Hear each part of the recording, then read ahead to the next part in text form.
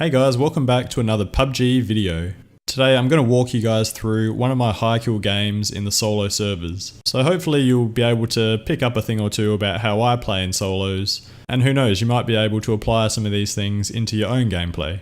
Now you might have noticed that I haven't posted for a couple weeks. I've been giving some thought to the direction of my channel and where I sort of want to take things at the moment. I tried out Apex Legends a little bit.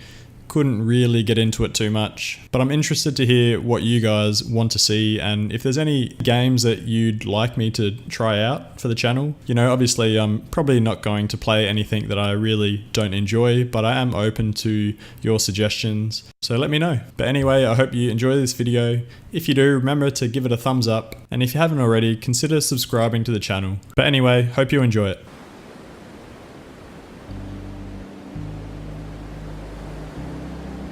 So as you can see, I was going to drop at Abbey, and then at the last minute I just decided to drop at Villa, mainly because it's more central. I couldn't be bothered running too far, and it's a good spot.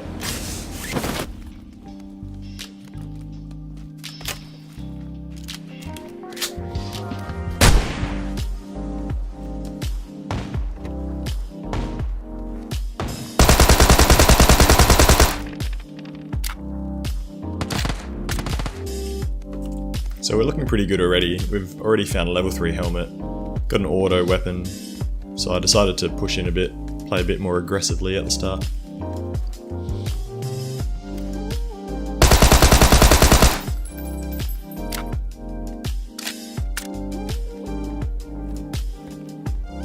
And you'll see me doing this sort of thing pretty often. I like to boost up, especially if I think I'm gonna fight someone shortly. Especially on Vikendi, I feel like you're never really short for boosters, so I tend to use them quite a bit.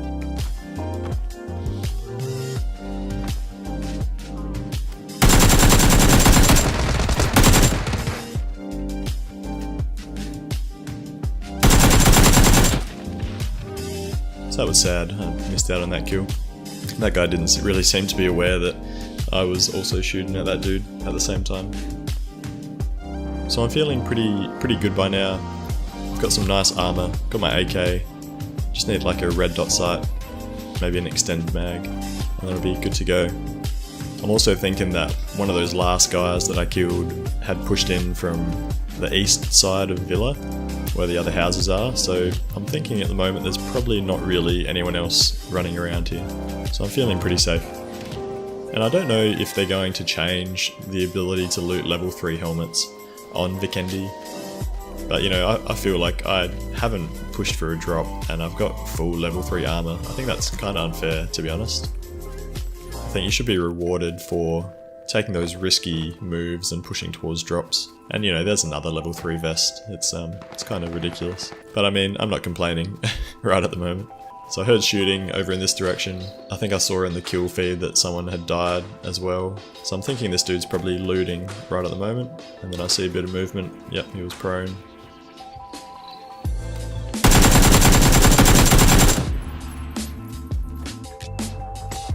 So I'm thinking it's probably about time to part ways with this Tommy gun. It served me well, but it's time to leave you behind, old friend. Well, at least I think I did leave it behind. Maybe not. Maybe the Tommy gun lives to fight another day. So again, I got plenty of boosters, so I'll boost up and then keep running around trying to find people.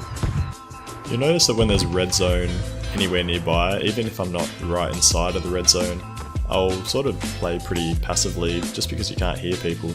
And that's one of the main things that I rely on in PUBG, is being able to hear people's footsteps and shooting and movement. I feel kind of blind if I'm, you know, playing in a red zone. There he goes. There goes the Tommy gun. I've really been liking the G36 as a single tap weapon lately with a 3x. Doesn't seem to have much recoil at all. Apologies about my voice as well, guys. I think I'm coming down with something. Sound a little bit croaky.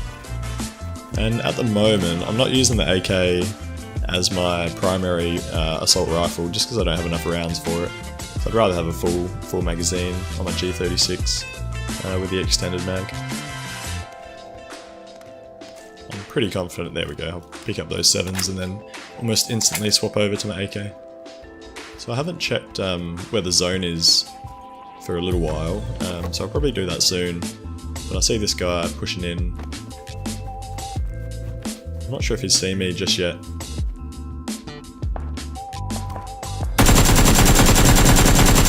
I kind of potato it a little bit. And then he pushes me, so I kind of freak out a bit and decide to back off and play this a little bit smarter.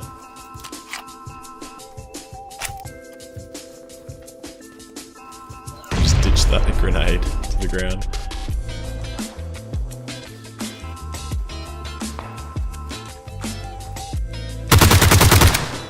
The poor dude didn't see me flanking around, so he got pretty unlucky there. So I've got a nice spot on the edge of zone here with that new circle coming in. It's a good way to find kills, is to sort of hang out on the edge of zone and wait for people to push in from the outside. So you'll see me doing that quite a bit as well. And from this point on in the game, the main things that I loot are ammo and meds and frags. So that's pretty much all you'll see me looting when I'm happy with my setup. You know, swapping over armor where you need to. But I'll mainly just do a quick loot grab, rather than spending too much time sorting through loot, getting myself killed.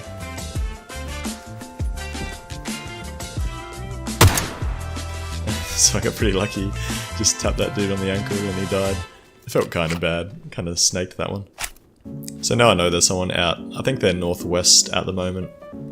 So I decided to kind of camp out here for a bit, wait for the zone to push them in.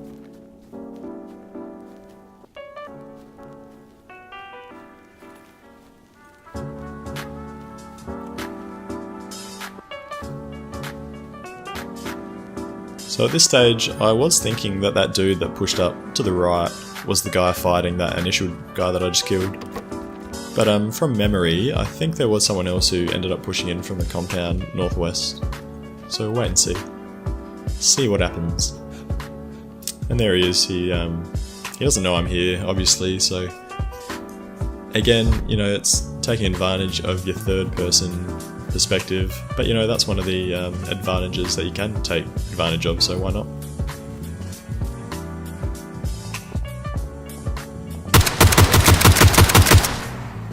And that's the G36 on single tap with the 3X, and it is really good. So if you haven't tried that out, make sure that you give it a crack. If you pop a vertical grip on it and crouch when you're shooting, it's pretty crazy.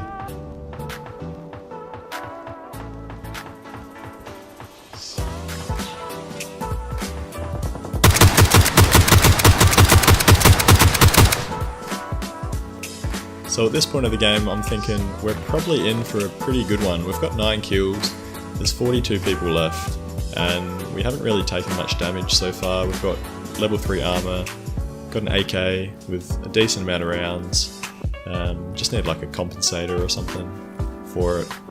But otherwise, feeling pretty good at the moment. And I heard some shooting over here while I was fighting that last guy, so I decided to push towards it. Again, I'm thinking there's probably people still coming in late from this zone because it won't be hurting too bad. So I'm having a look out to the north, outside the blue, making sure there's no one coming in behind me.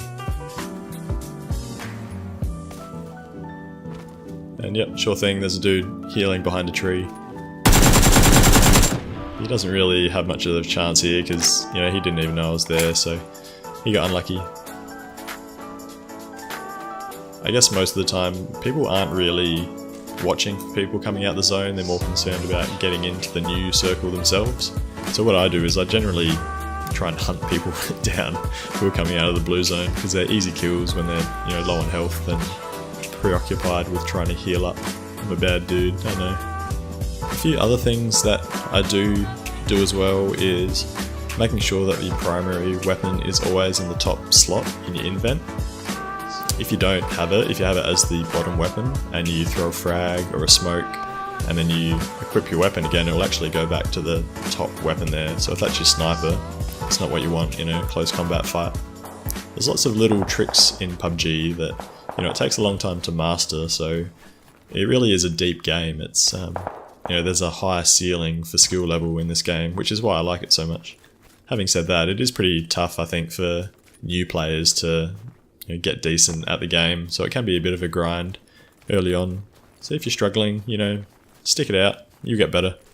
Just takes time. There's like a Jeep crashed into the wall there, I didn't even notice that when I was playing. So you can see me looking around, again making sure there's no one coming in from behind me. Quickly checking out the zone. It's not too far to go, so we're not worried at the moment. And pretty unusual for me, I'm not boosted at the moment, so you probably see me, yep, there we go. Boosting up almost instantly when I notice that.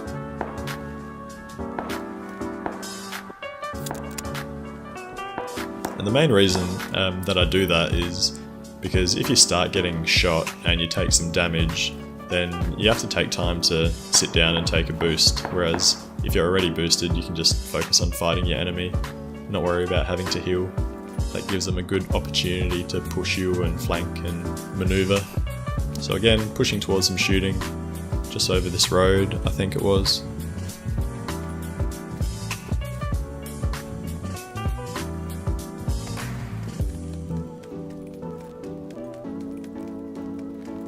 Yep, and he's prone.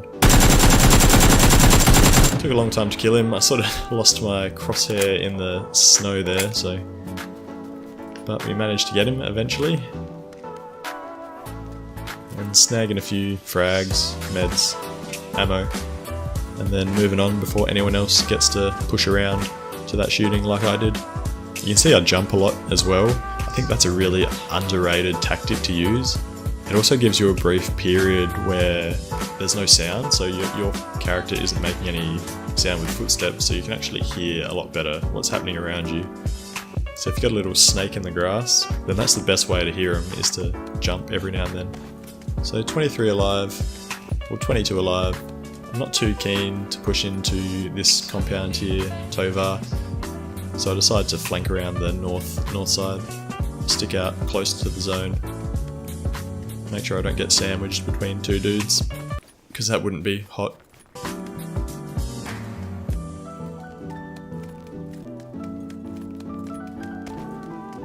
So it's probably a pretty big assumption to make, but my thought process was that that guy that I saw pushing out of this compound to my left probably means that there's no one else really in that compound, unless they were hiding.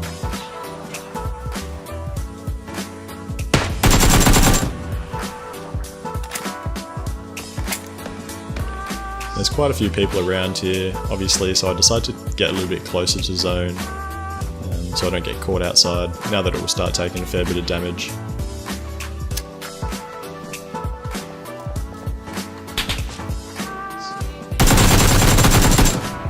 Took some shots from behind then, so I quickly get up on the hill, take a look.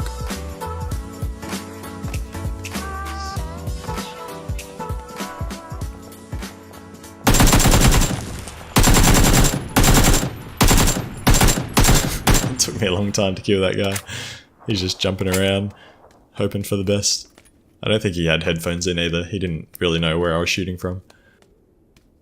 And then I hear someone, pretty close to me right about now. He's just down on the other side of that hill, up to the north. So I'm not sure where he actually came from, but he sort of snuck up on me pretty quickly. He could have got the jump, but luckily I heard him at the right time.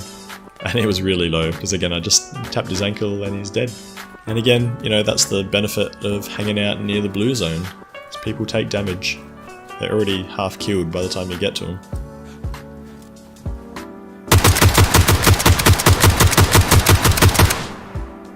It's a pretty ballsy maneuver by this guy just to run out in the open like that. I don't know if he didn't actually see me, but he was running towards the outside zone as well, so maybe, I think he might have killed one of those guys earlier and he was going back to loot him. So he had his eyes on the prize, wasn't looking up for other enemies around. So there's a bit of shooting out here. I heard a mini, so I decided to get as close as I can. Mini can be pretty dangerous if you get at that sort of mid to long range. There's quite a few dudes here. I lose one guy under the bridge, and I think I get myself into a bit of a pickle here, but we'll see how it plays out.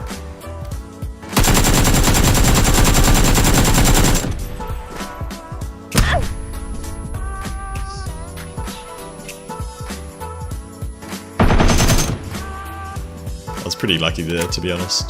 That was a pretty good frag. Almost ran straight on top of it. So I know this guy ran under the bridge, so I'll wait for him to run out.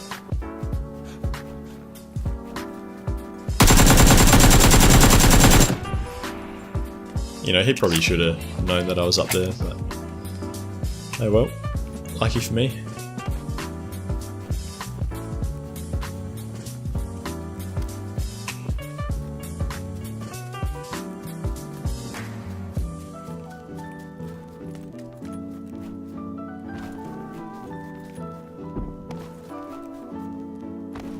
So we're flanking around, clearing all the area, and we see this little slippery snake in the snow.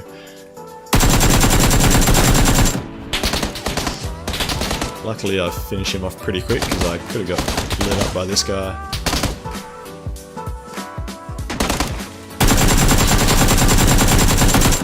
You can see me using the tree as cover. Unfortunately this dude died to the play zone there before I got to finish him off. And this next guy will really show you how good this G36 is as a single tap weapon. There's no business shooting from this far and doing that sort of damage. That's crazy, man. That's really good. I definitely recommend it. Give it a crack. Just don't use it on me, please. See the little snow ghillie man?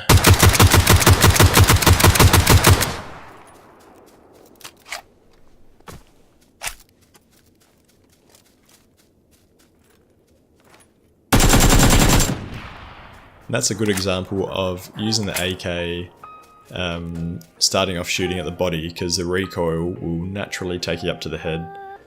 So if you start off at the head, it's a lot harder to hit all your shots. I normally start off at the body and work my way up.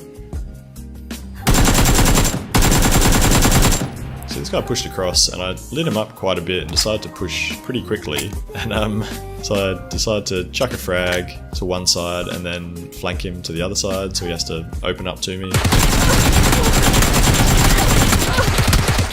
And he bloody spanked me with the UMP. So that was a pretty sad ending to this otherwise nicely played solo game.